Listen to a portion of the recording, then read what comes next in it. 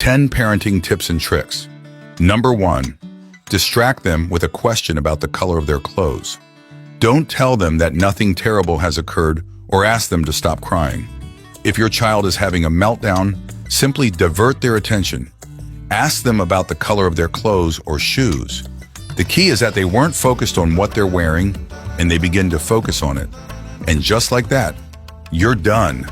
The tears are gone. Number 2, don't tell them how much time is left. It's unclear for a child when you give them 5 or 10 more minutes to finish their game or whatever they are doing. They can't count minutes and don't grasp the passage of time. Instead of saying 5 more minutes, say 5 more throws if they are playing basketball, for example. It could be anything like 10 more rounds or 7 more jumps.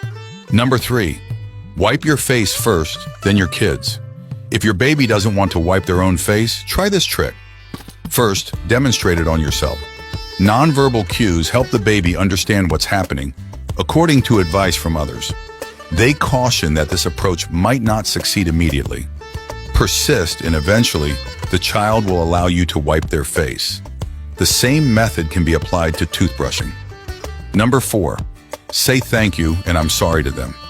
Please don't ignore it if your child wants to help you. Everyone needs to hear words of appreciation.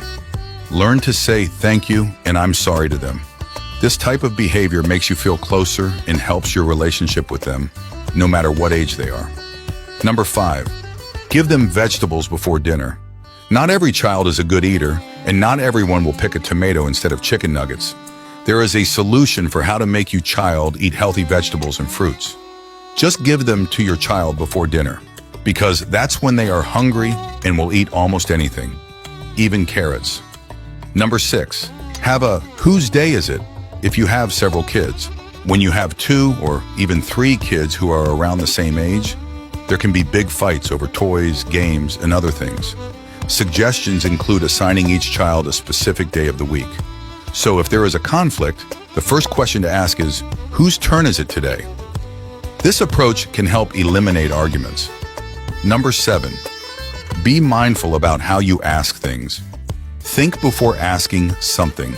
Some questions can be hard to answer for a kid. Mindful wording is how you phrase questions. For example, instead of "Do you want a hot dog for supper?" it's better to ask, "What do you want on your hot dog?" Number 8, give them choices and avoid rhetorical questions. First of all, kids like choices and control. So for example, when you go out, ask them which shirt they want to wear. But be more concrete with your question. Instead of which one, it's better to ask yellow or red. Second, don't give them a choice if there is no choice. Questions like, should we go home? Have only one right answer actually. Rhetorical questions like, and what are we going to do with this, are not good either.